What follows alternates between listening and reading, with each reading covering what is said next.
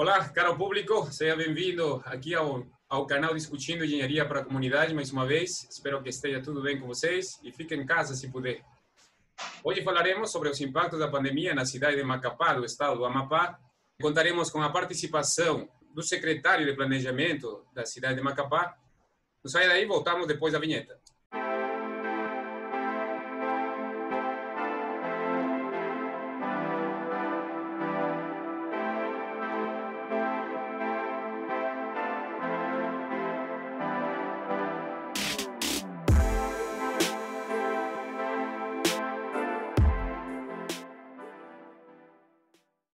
Bom, antes de começar com o nosso programa, gostaríamos de convidar a você, caro ouvinte, a se inscrever em nosso canal, clicar no botão de curtir, ativar nossas notificações, para que assim que cada vez que a gente poste uma nova entrevista, seja avisado. E compartilhe este vídeo para que nos ajude a que este vídeo chegue a mais pessoas. Como foi mencionado no começo da nossa entrevista, conversaremos sobre os impactos da pandemia na cidade de Macapá, do estado do Amapá, com Paulo Mendes, secretário de Planejamento da Prefeitura de Macapá. Boa tarde, Paulo. Tudo bem? Boa tarde, professor John. Boa tarde, Badini.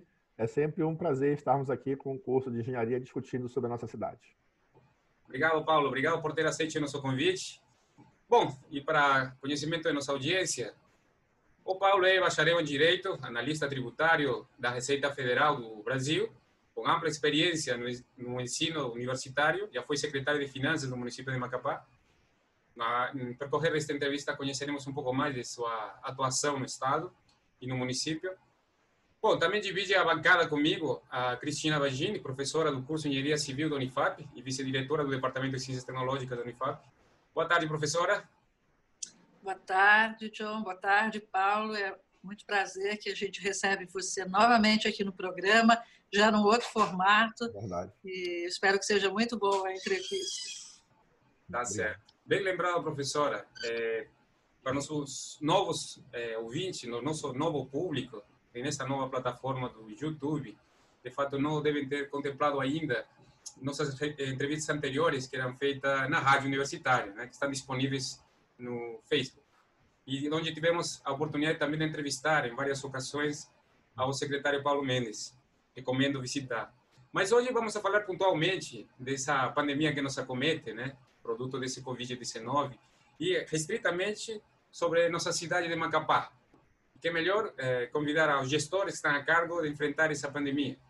E hoje falaremos disso, de como a cidade de Macapá vem se preparando, ou como vem atuando desde o início no cometimento dessa pandemia até o momento. E nesse sentido, indo já no ponto, eu gostaria de fazer a primeira pergunta a Paulo, e que nos faça, que nos expusesse um histórico de evolução da ação da prefeitura no combate desta pandemia, desde quando ela começou -se a relatar em outros estados que ainda não chegou aqui, e até o momento, né, em que estágio nos encontramos. Obrigado, professor. Realmente, quando essa pandemia começou lá na China e começaram os primeiros alertas, nós começamos a ficar preocupados com essa questão, principalmente quando ela começou a se expandir para a Europa. Então, quando ela começou a se expandir pela Europa e começou-se a ver a possibilidade dela chegar ao Brasil, a Prefeitura de Macapá ela começou preparativos, né, estruturais, para que caso ela chegasse no Brasil, quando ela chegasse ao Brasil, nós estivéssemos mais preparados. E o prefeito Clécio, quando diz que nós nos preparamos para a chegada da pandemia, ele fala o correto, porque nós tínhamos máscaras, nós tínhamos EPIs, nós tínhamos remédios. Você pode ver que não faltou remédio na rede pública municipal. E, nesse desenvolvimento, nós preparamos para a chegada, colocamos uma unidade básica de saúde à disposição. Quando essa unidade básica ela se viu assoberbada, abrimos mais outra, depois mais outra. Agora nós temos 4 unidades básicas de saúde funcionando exclusivamente para a Covid. Conseguimos comprar remédios. Agora, fora isso, acho que a maior sacada que a prefeitura teve, podemos dizer assim, foi ouvir o comitê médico. Formou-se um comitê médico com vários nomes, e aí eu chamo a atenção para a médica cardiologista Ana Chucri, e eles começaram a falar para a gente o seguinte: olha, esse negócio de que se você sentir os sintomas, fique em casa, está errado. Tem que ser feito o seguinte: sentir os primeiros sintomas, corre para a UBS para ser medicado. E definiram um protocolo de remédios, que era basicamente a ivermectina com a azitromicina. E aí a prefeitura tinha esses remédios no seu estoque e comprou mais desses remédios ainda. E isso começou a ser disponibilizado para a população. Tanto que a gente começou a atender municípios do próprio Amapá, do estado do Amapá, cedemos medicamento para o estado. O pessoal do Afuá veio pegar também medicamento aqui com a gente, emprestamos para o Iapoc uma grande quantidade. Então, colocamos vans da Guarda Municipal na porta das 4 UBSs, para que a pessoa não precisasse entrar na UBS. Então, eu ia no médico particular, pegava a receita e ia na van. Então, foi uma escalada. A gente viu a pandemia antes de chegar no Brasil, começamos a nos preparar. A pandemia chegou no Brasil, nós continuamos a nossa preparação. E quando ela chegou, a gente já tinha uma certa estrutura para atender. Claro, a experiência foi adquirida durante o curso dessa pandemia, porque realmente nenhum médico estava preparado, nenhum enfermeiro, nenhum funcionário, a população não estava preparada.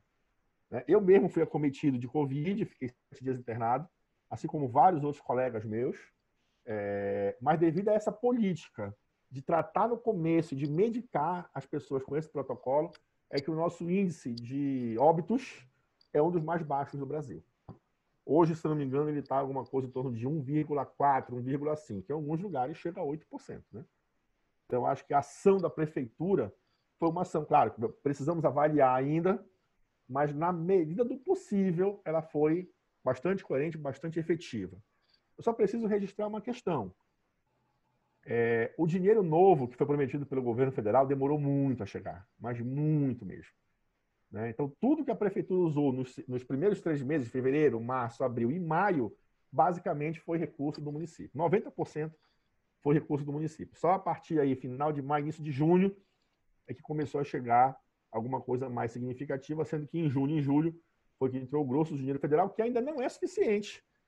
Nós precisaremos de muito mais recursos para cumprir isso. Nós tivemos esse problema também, né, em relação à parte financeira. Então, fazendo um histórico, seria mais ou menos esse aí, em relação à pandemia no município. Paulo, eu tenho uma curiosidade, acho que o público leigo em geral, e minha também. Assim, você fala muito que cada um fez sua parte, mas o comum das pessoas ouviu em determinado momento uma falta de atendimento, uma precarização do serviço de saúde. Eu gostaria que você pudesse explicar de maneira sucinta quais são as atribuições do município, do estado e do governo federal e quem falhou nesse primeiro instante. A que se deve essa falta de atendimento que aconteceu no estado? Perfeito. Olha, o descaso com a saúde, vem de muito tempo. Em 2013, quando a gente assumiu a prefeitura, lá o Clécio, prefeito, eu era o secretário de Finanças, as contas da Secretaria Municipal de Saúde, do Fundo Municipal de Saúde, estavam bloqueadas há 2 meses. Você gastava na saúde porque estava bloqueado. As unidades básicas de saúde, as pessoas não lembram, mas as unidades básicas de saúde não atendiam, fechavam 18 horas.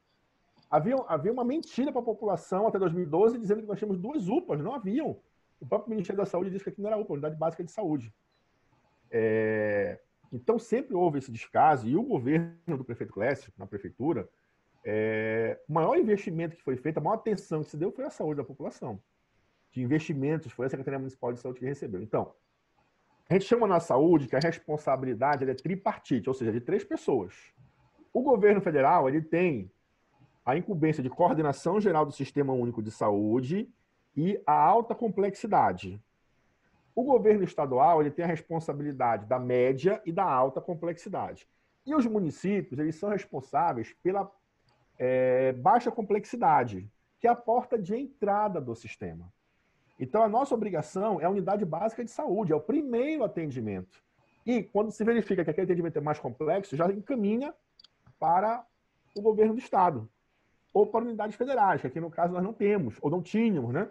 Já que o HU, o Hospital Universitário, seria a primeira unidade federal nossa, ela foi aí inaugurada como centro de atenção ao Covid. Desde o início do governo, 2013, do governo Clécio, as unidades básicas de saúde foram reformadas, uma nova central de atendimento de farmácia foi criada lá na Estrada para Fazendinha, a Macapá Fazendinha, e mais profissionais foram contratados, inclusive com concurso público. Então, na área da saúde municipal, nós fizemos muita coisa. Ainda não é suficiente para dar uma resposta, porque, como eu disse, é um caminho. O município, o estado e o governo federal têm que estar juntos nesse problema. Tivemos outro problema também, que foi a falta de coordenação do governo federal. devido à posição do presidente da República de achar que era uma gripezinha, que era um negócio mais simples, e mais preocupado com a economia do que com a saúde das pessoas, o Ministério da Saúde não teve uma coordenação geral. Não trabalhou nessa coordenação geral, não teve o apoio do governo federal nesse sentido. Principalmente depois que o Mandetta saiu do Ministério da Saúde. Isso atrapalhou muito o tratamento dado à saúde. Tanto que o Tribunal de Contas da União acabou de atestar que apenas 35% dos recursos do governo federal destinados à pandemia foram utilizados até agora. Quer dizer, está faltando dinheiro do governo federal, apesar de ter disponível esse dinheiro para isso daí. Né? Então, eu acho que esse é o quadro de responsabilização que eu vejo em relação ao Estado do Amapá. E aqui, especificamente, no Estado, está faltando investimento no governo do Estado em relação à saúde. Né? Não tem hospital novo, não tem atendimento novo, não tem uma mudança. Né? A saúde estadual patina há muitos anos e a gente viu aí falta de medicamento, falta de profissionais, uma falta de atenção maior com relação à questão da saúde. Paulo, queria comentar mais uma coisa, professor, com respeito ao... as pessoas estão voltando ao novo normal, né? Esse novo termo é muito usado. E a gente percebe, a gente que caminha na cidade, que anda na cidade, que as pessoas estão novamente se apropriando da cidade, estão saindo, fazendo as compras, estão começando a fazer sua rotina normal. Quais que são os parâmetros, eu não sei se compete especificamente à prefeitura ou não, que são tomadas para essa abertura? E quais são as previsões, no caso, que tenha uma reversão dos casos ou um aumento dos casos de Covid? Boa pergunta, professor. Nós temos todo um tratamento da informação. Então, a informação é fundamental com relação a essa questão. E nós montamos um painel epidemiológico para acompanhar a evolução desses quadros. Então, na decisão de fechar, foi com base em dados. A decisão de abrir é com base em dados. Agora, uma coisa tem que ficar muito clara, que as pessoas, às vezes, confundem o fechar e o abrir. O fechar ou abrir não é para você se contaminar ou não se contaminar. É para que, quando você se contaminar, você tenha condições de ser atendido pelo sistema de saúde. Não há vacina. Estão sendo testadas agora. Então, enquanto não tiver a vacina, a contaminação é 100% de risco. Mas o que acontece? Como ela transmite muito rápido, nós precisávamos diminuir a propagação para que o sistema de saúde tivesse condições de atender. Então, se nós não tivéssemos fechado a cidade, até mesmo feito lockdown durante aí, uns 15 dias, a contaminação seria tão alta que, caso o senhor ficasse contaminado, o senhor não teria condições de ser atendido, não teria um leito de TI, não teria um leito de clínico, não teria medicamento, porque todo mundo teria usado o medicamento ao mesmo tempo. Então, eu volto a repetir, as medidas de isolamento social não são para você não se contaminar, é para, quando você se contaminar, você tenha condições de ser atendido na rede pública de atenção básica ou de média e alta complexidade. Atenção básica no município, média e alta complexidade no governo do estado e no governo federal. Mas eu posso lhe mostrar o nosso dashboard, né? Nosso painel epidemiológico. Por favor. Que é exatamente o que foi feito para nós termos essa informação. E essa aqui é a página da Prefeitura de Macapá. Então, logo abaixo aqui está o banner da transparência do Covid, né? Então, ao se clicar aqui, nós vamos aqui para o nosso painel, né? Esse painel aqui tem os dados, né? Os confirmados, hoje está com 15 mil, os descartados, os recuperados, é uma informação importante também, né? Em análise laboratorial, aguardando leitos, óbitos, que estão, infelizmente, em 364, e os óbitos em investigação. E aqui você tem as planilhas que levam a essas informações, que podem ser baixadas em formato CSV, para quem quiser validar, para quem quiser fazer um estudo, né, para quem quiser publicar um artigo sobre essas informações, e para quem quer transparência. Esse painel epidemiológico aqui levou a prefeitura ao primeiro lugar em transparência de dados epidemiológicos no Brasil, numa pesquisa, no ranking que foi feito pela Open Knowledge Brasil, a OK Brasil. É uma entidade internacional que tem uma representação no Brasil. Ele lançou esse ranking e Macapá foi a primeira colocada com 91 pontos. Vitória foi a segunda capital com 90 pontos. A terceira colocada ficou com 77 pontos. Então, nós avançamos bem. Então, aqui tem muitos dados. E são esses dados que a prefeitura usa e, ao mesmo tempo que usa, coloca à disposição em tempo real para a população para que a população também possa acompanhar, e a parte técnica, né? Então, aqui você tem esses dados que são retirados diretamente do banco de dados do SUS. Então, há várias informações aqui, você pode navegar pelas informações, todas anonimizadas, não aparece o nome de ninguém, né? Aqui a nossa nota metodológica, é um programa chamado Power BI que é colocado à disposição para que a gente possa tirar. Então, várias informações do que se pode fazer. Aqui embaixo tem outro também, você pode ver por bairro, todos eles são interativos, é um painel interativo. Então, aqui, Buritizal, por exemplo. Buritizal está na triste primeira colocação de contaminação pelo Covid. Então, lá tem 801 confirmados, 17 óbitos, 2,1 de letalidade, que é a quantidade de óbitos pela quantidade de confirmados. E aqui você vê que, eu quero ver o Novo Horizonte. Não, eu moro nos Congós. Como é que estão os Congós? Eu venho aqui e vejo Congós. Eu quero ver datas, eu consigo ver datas aqui. Eu quero ver mais próximo, aí você pode ir atualizando aqui, clicando nos bairros, e ele vai dando aqui os bairros específicos. E tem outras páginas também, que a pessoa vai poder aqui olhar e verificar no ponto no mapa, as datas também. Eu quero ver outros períodos. O mapa ele é totalmente interativo. Eu vou mostrar agora aqui um dado interessante, que é o nosso isolamento social, né? Ele é sempre com um dia de atraso. Então, o nosso isolamento social do dia 27, que foi, hoje é 28, né? 27 ontem, ele foi de 41,3, 41,5 no estado. Né? E aqui estão os outros municípios, olha, você pode ver, né? Serra do Navio tem quase 60% de isolamento social. E aqui as outras capitais. Você pode comparar. Macapá está em qual posição? 1, 2, 3, 4, 5, 6, 7, 8. Macapá é a 8ª posição. É a 8ª mais dentro de casa, digamos assim, né? E aqui você consegue ter um mapinha aqui, olha, esse mapinha ele é o diário. Então veja, olha, antes da pandemia, antes do isolamento, como eram as pessoas ficavam em casa, olha. Né? 29, 30, 32. Aí começou a pandemia, olha. Começou a pandemia.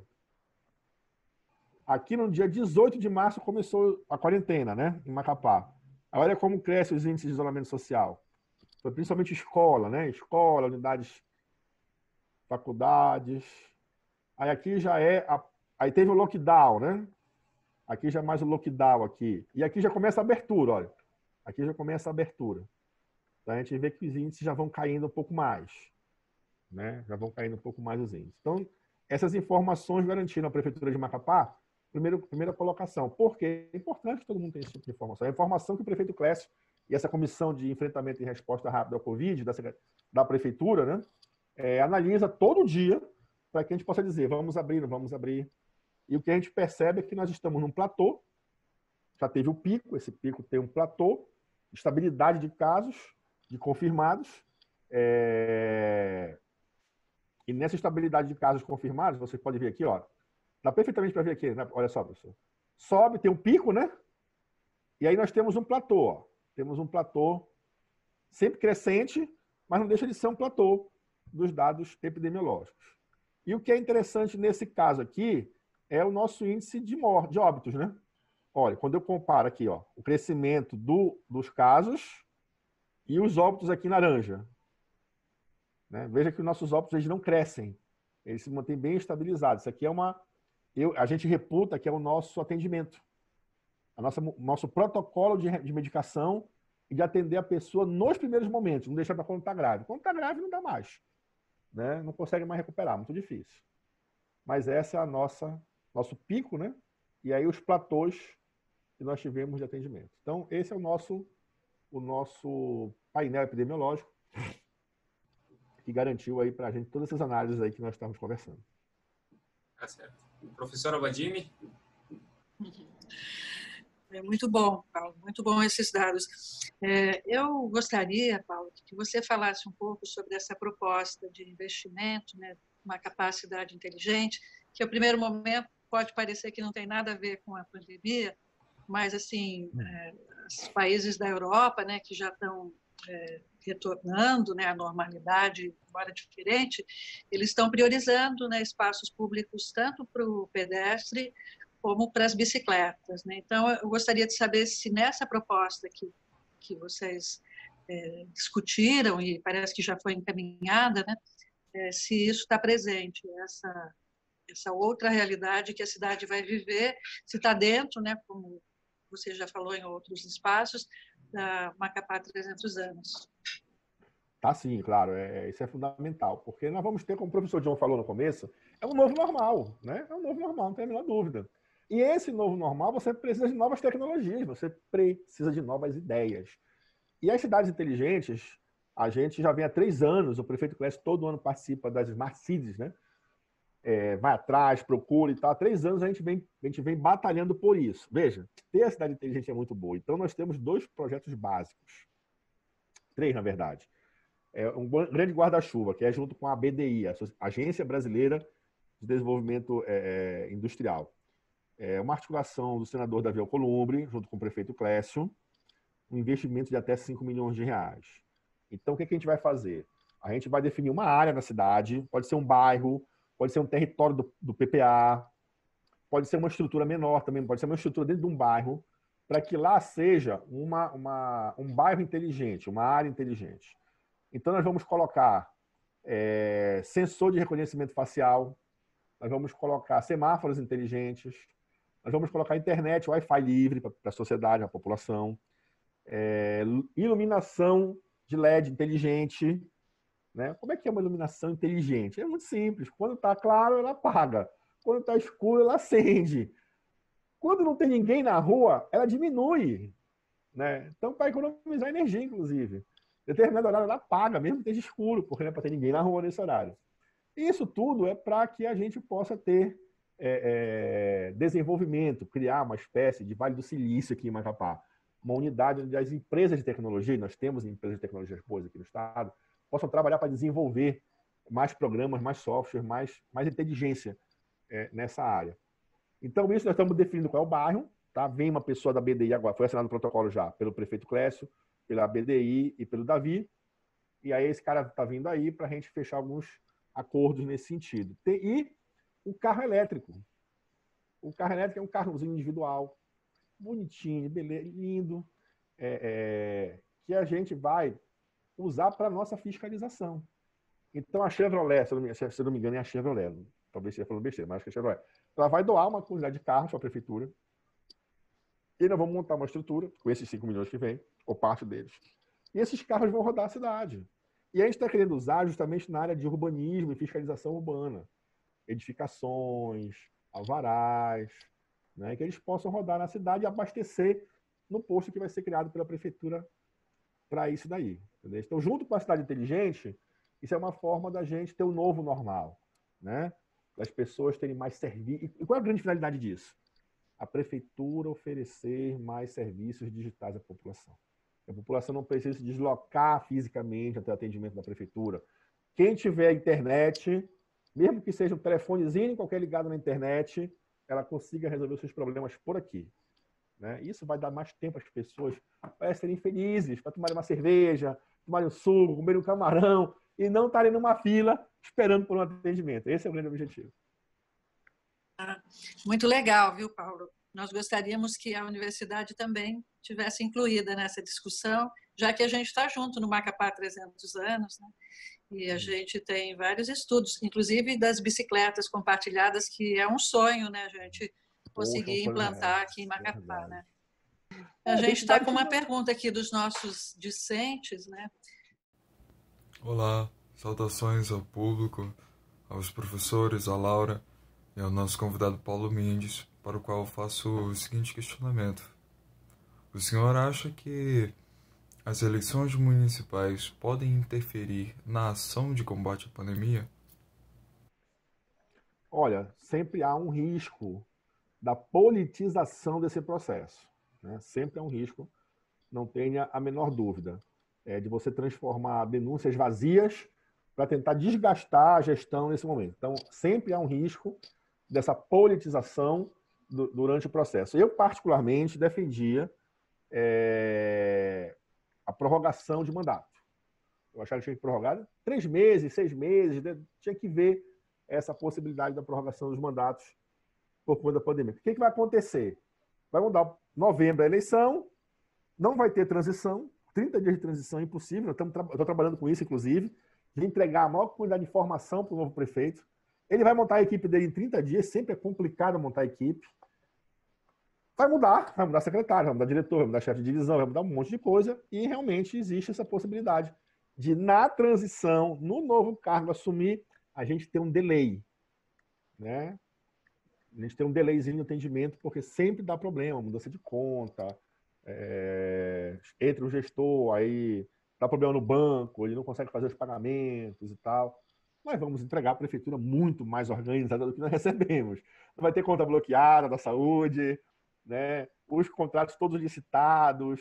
Então, nós vamos ter aí, quem for assumir em 2021 vai assumir com um quadro completamente diferente do que nós assumimos aí junto com o prefeito Clécio em 2013. Mas sempre há um problema nessa questão. Então, eu acredito que haja um risco, sim.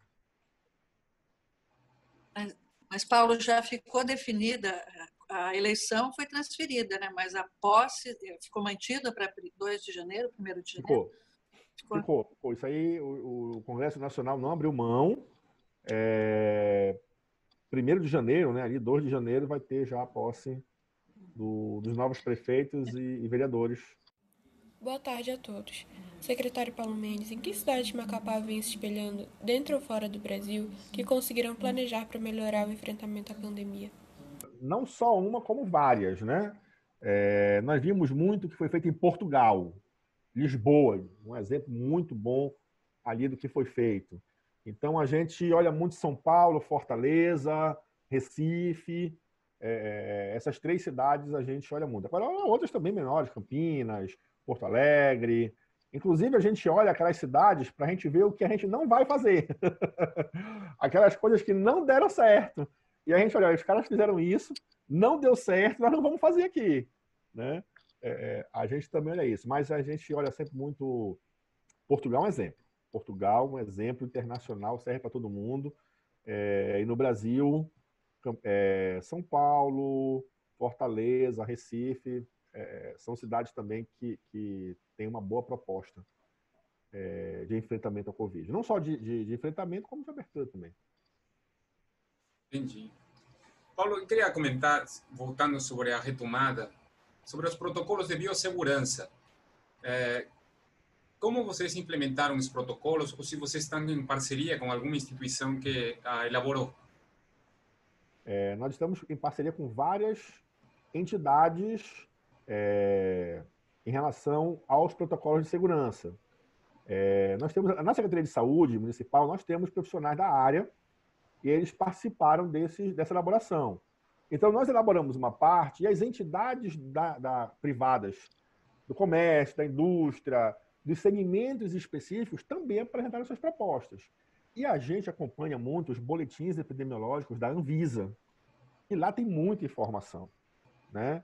Então, a gente não inventa a roda, né? A roda já está pronta, então não tem por que reinventá-la. Então, esses boletins epidemiológicos têm muita informação, que o quadro de servidores do Ministério da Saúde ele é muito bom. Da Anvisa também, pessoal concursado, altamente qualificado, e produz esses boletins epidemiológicos e a gente vem seguindo à risca. Por exemplo, alguém pode perguntar, mas por que Macapá não fez túnel de desinfecção? Sabe como é que é aquele túnel? E você passa, espirra um monte de coisa em você? Porque a Anvisa, ela tem 2 pareceres que recomendam não usar.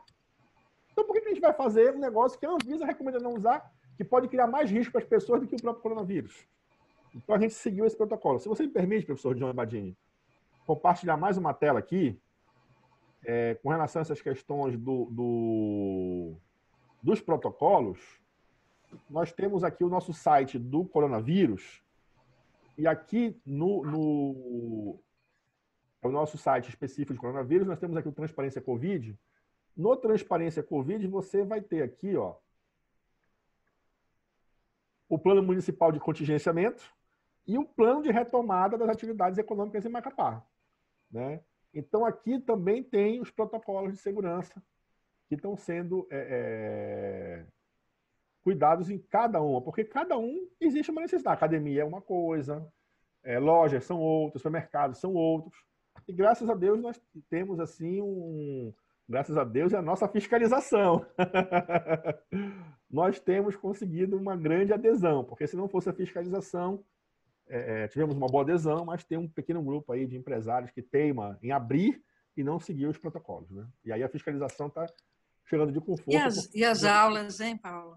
E a volta às aulas. A gente está nessa discussão na universidade com muita dificuldade. E vocês têm alguma discussão acumulada? Olha, temos alguma discussão, sim. Não há ainda uma perspectiva de retorno. A gente acredita. Eu participei de uma discussão ontem com o prefeito e a equipe ontem. Então, não foi batido o martelo, mas a gente entende que até agosto e setembro não tem a mínima condição da volta presencial de aulas. A prefeitura saiu na frente em relação à questão das aulas em EAD, né, de ensino à distância, e tem dado um bom resultado. Nós construímos um site, esse site já evoluiu. Nós também criamos um sistema de distribuição das tarefas, né, porque é muita coisa de fazer, então a gente distribui. Até no Bailic, né, tem um sistema de distribuição das tarefas para as crianças pintarem, aí usa o WhatsApp, usa a internet. Então a gente conseguiu fazer um EAD diferenciado aí, em que há um prejuízo, mas a gente está diminuindo esse prejuízo, né? Para não perder o ano letivo. Mas existe, a nossa parte pedagógica, a nossa educação é muito forte nesse sentido, mas agosto e setembro realmente não há condições de dar volta da aula presencial. Mas a nossa recomendação, as faculdades particulares não pararam, né? Aqui no município, as escolas também de ensino médio fundamental estão tocando em AD, assim como a prefeitura. Mas a nossa experiência de AD ela é muito boa, tem sido muito elogiada pelos pais e pelos próprios alunos. Claro, tem gente que tem dificuldade, né?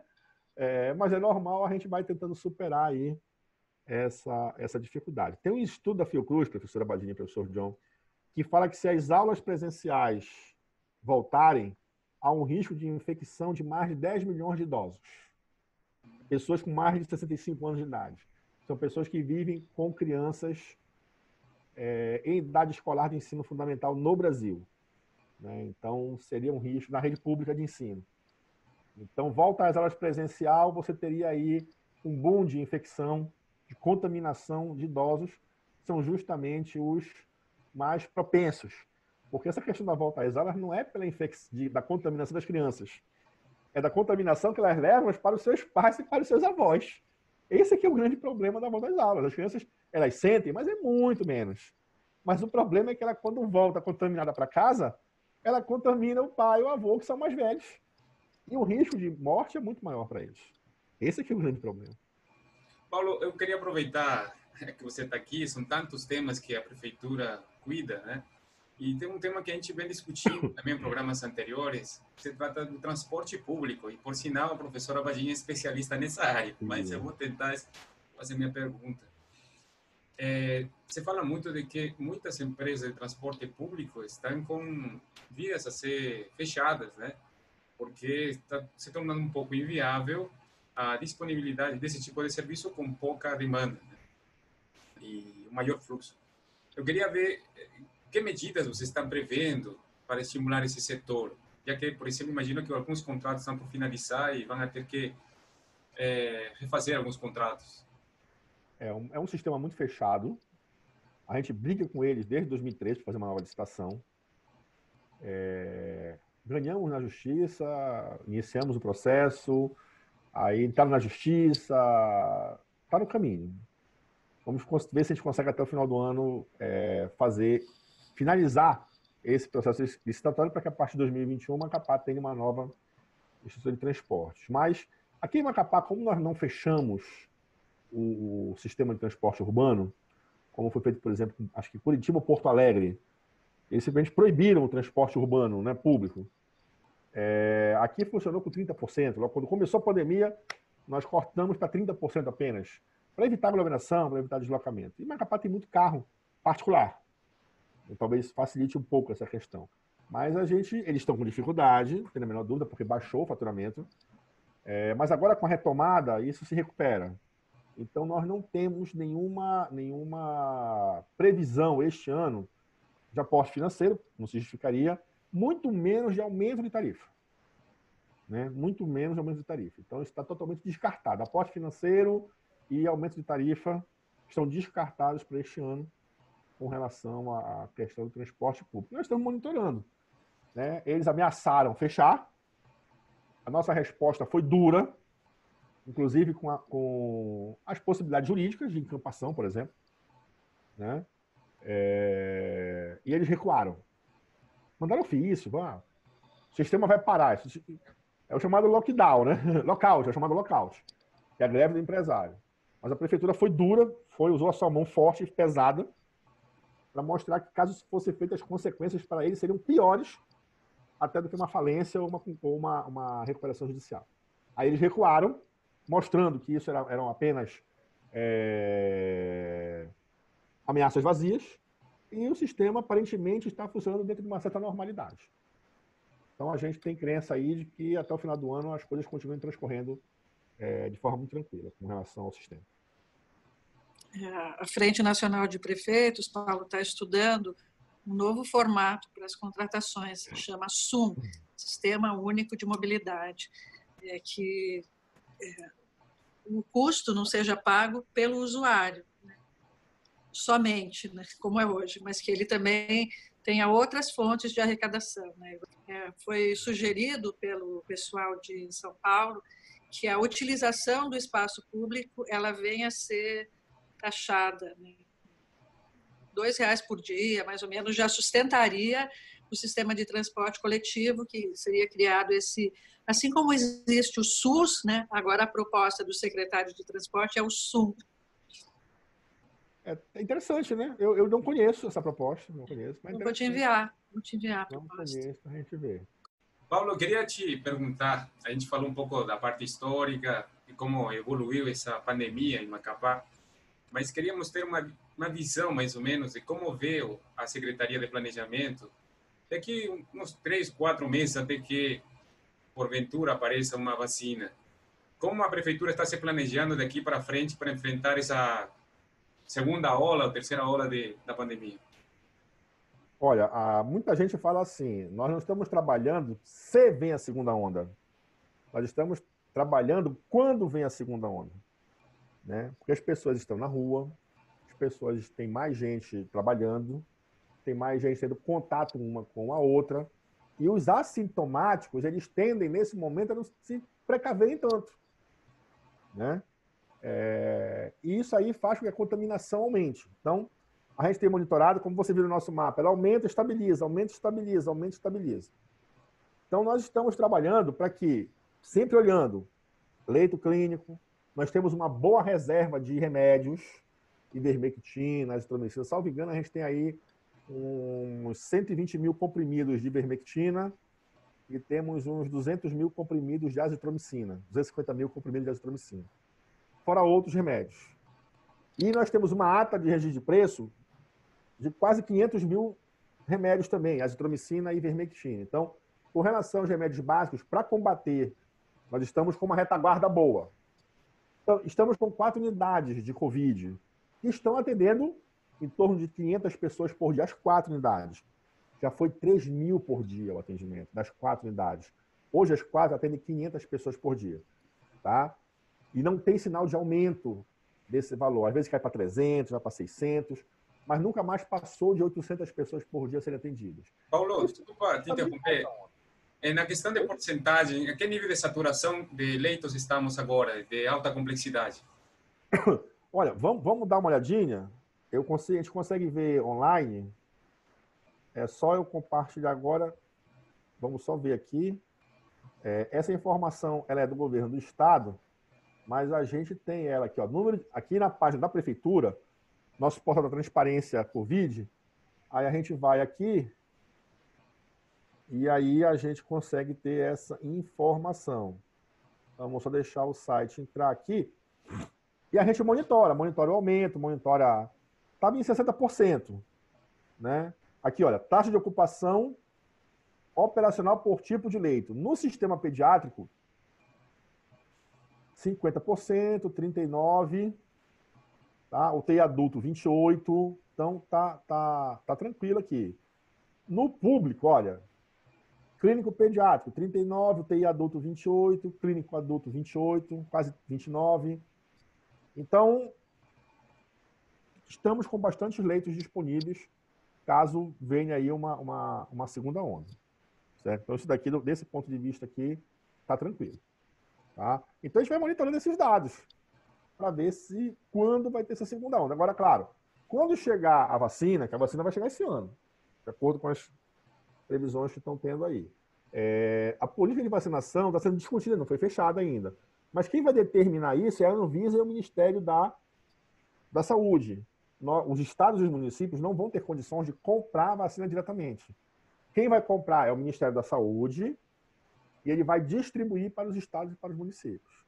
E aí essa quantidade que vai chegar, o Ministério da Saúde e a Anvisa vão dizer, olha, vacinar isso, vacinar aquilo. Não sei se vocês já viram como é que é sarampo, como é gripe, né?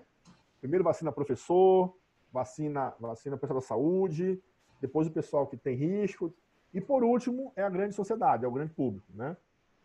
Paulo, estamos chegando ao fim do nosso programa, o tempo passa muito rápido, mas ainda assim, eu acho que deu para dar uma pincelada em vários temas interessantes. Uhum. Eu gostaria que você faça a sua despedida e, por favor, também faça uma... solicita a nossa audiência, né, nosso público do Amapá e da cidade de Macapá, referente aos cuidados que eles têm que tomar nesses momentos da pandemia.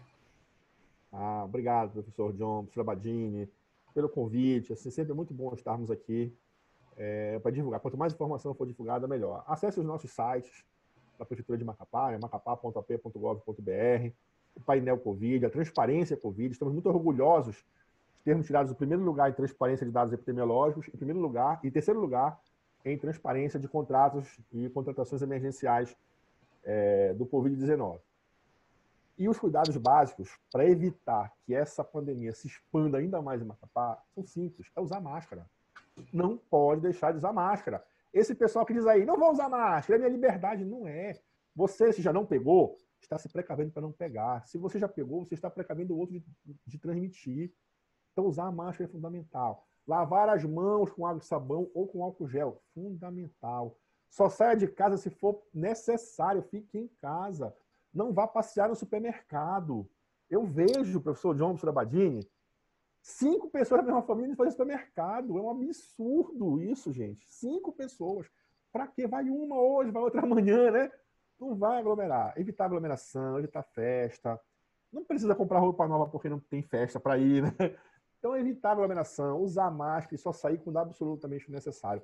São as recomendações básicas. E, se você sentir os primeiros sintomas, falta de ar, dor de cabeça, febre, constipação, corra para uma das unidades básicas de saúde da prefeitura, faça consulta, se for o caso, o médico vai lhe repassar o kit de remédios da prefeitura, e aí é assim que a gente vai combater e vencer essa pandemia aqui no município. Perfeito, Paulo. Muito obrigado, viu? Professora Badini, por favor, sua despedida. Eu queria agradecer muito ao Paulo, que está sempre pronto a vir colaborar com o nosso programa, dizer que foi muito legal os esclarecimentos, convidar todo mundo a curtir, né, compartilhar e se inscrever no canal. Boa tarde a todos, bom final de semana. Boa tarde, John. Boa tarde, professora.